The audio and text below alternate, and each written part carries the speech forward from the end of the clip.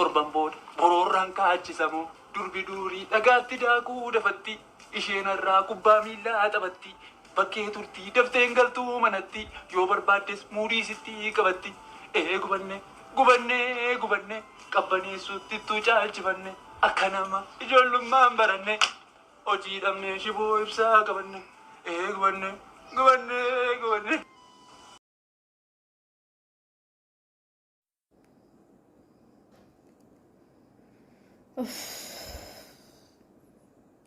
Nagaanii fi araarri waaqayyoo bakka jirtanii fi iddoo jirtanitti isiniif haa baay'atu obboleewwan kiyya.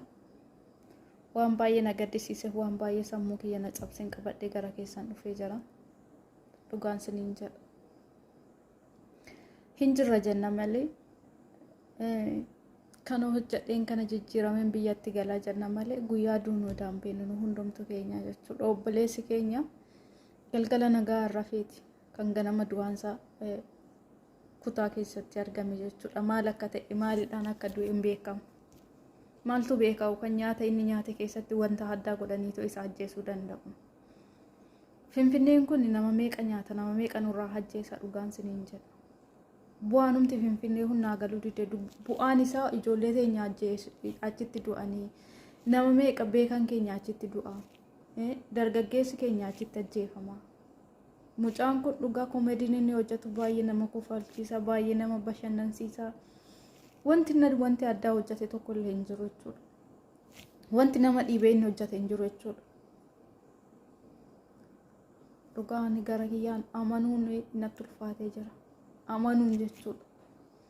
Maaliif nuyi har'a kana godhannee biyyatti gallaa yoo maatiin keenya galaa nuun jedhee nu kadhatu lakki kana guunnaa jenna. Garuu lubbuun dhugaan isiniin jedha.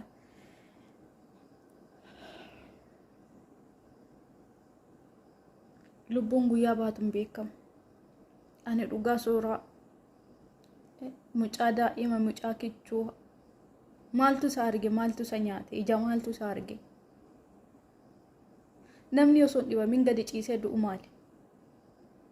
Dhuguma biyya keenya seerri yoo jiraata ta'e. Dhuguma biyya keenya seerri yoo jiraata ta'e. Dhuguma biyyi keenya seera qabdi, seeran bultii. Dhuguma kan jedhamu yoo ta'e. Dhugaan isiniin jedha. Obboleeyyanni keenya naannawa Finfinneetitti argamtan. Dhugaan isiniin jedha. Reeffi hospitaala Phaawulositti qoratamuu seenee jira jedhamee jira. Dhugaan isiniin jedha. Warroonni quuqama namaa qabdan, quuqama ilmoo namaa qabdan, warroonni hin beekne beektota jettanii. Reeffi obboleessa keenya qoratamee too akka wanta inni du'een addaan akka nu ba'uun isiniin jedhaan. Ani dhugaan isiniin jedha afaantu wallaxaxaa jira narri fadhiilleedha. Bakka wanti hin jedhu hin beeku dhugaa.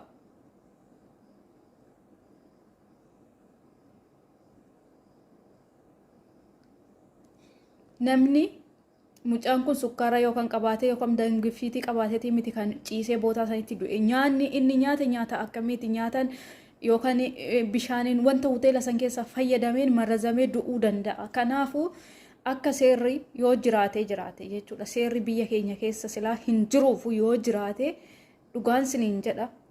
Obboleessi keenya kun mucaan kichuun mucaan fiigee kan utaalee hin quufne kun har'a Finfinnee keessatti nyaatamee jira jechuudha. Yoo dhuguma seerri kan jiraatu ta'e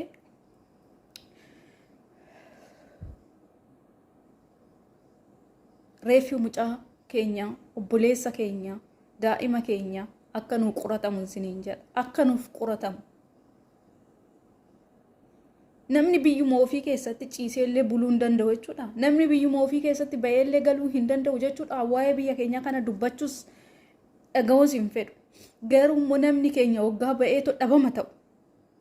Daa'imti fiigee hin quufne, daa'imti utaalee hin quufne yoo kichuutti akkanatti citu kana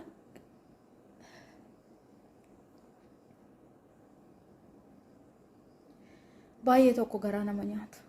Baay'ee tokko garaan na gubatee jira isiniin jedha. Baay'ee tokko garaan koo na cincaa'ee jira isiniin jedha. Dhugaan isiniin jedha. Bakka. Jiruun biyya lafaa manuma jechuudha. Oduu hin jirra jedhanii deeman osoo hin jirra jedhanii too har'a wannaa kolfan boru dhabama taateerti. Jiruun biyya keenyaa kun dhugaa isiniin jedha.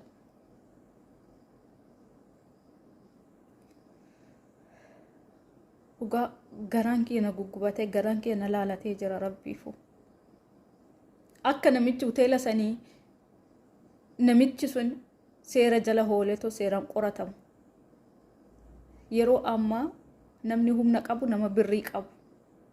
Namni birrii hin qabne dhugaansa yoomillee hin ba'u, dhugaansa yoomillee hin mul'atu jechuudha. Akkuma Haacaaluu Hundeessaa nyaatameetoo mucayyoon birrii 5,000 gadhiifamte jechuudha. 5,000 kaffaltee baate hidhaadha. Seerri biyya keenyaa hagana ta'ee jira. Seerri biyya keenyaa hagana ta'ee jira. Har'as immoo kana itti dabalan nama meeqa ergasii kan ba'eetoo dhabama ta'aa jiru. Ba'eetoo dhabama kan ta'aa jiru nama meeqa.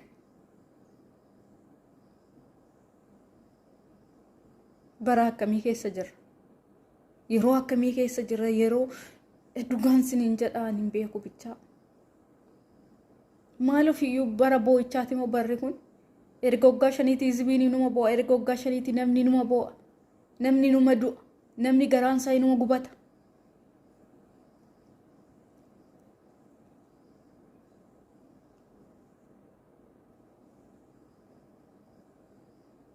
Dubbataniif namni nama dhaga'u tokko hin jiru.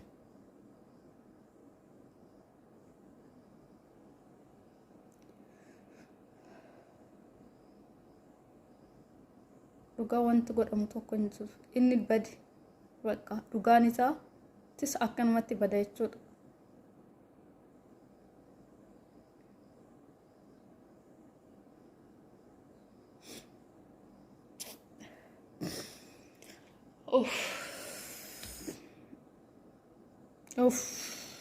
Dhugaan kanarra dubbachuu hin danda'u.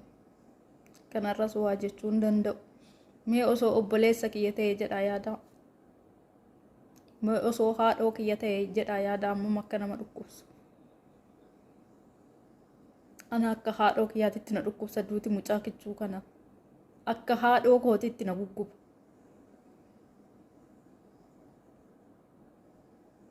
Namni gadi ba'ee achuma dhabama ta'u maali? Kanarra uumaa jechuun hin danda'u. Soraa koo buchee koo Waaqayyo lubbuu kee haa maaru, waan dhugaa kee haa baasu. Dhiigni kee dhangala'ee kun Waaqayyo gatii dhiiga keetii haa kaffalu. Inni siif haa mirmatu, inni siif haa iyyu jechuudha. Dhugaa kee immoo Rabbi haa baasu. Dhugaan kee Rabbi harka jirti. Wanti jedhamu wanti tokko illee hin jiru kanarra.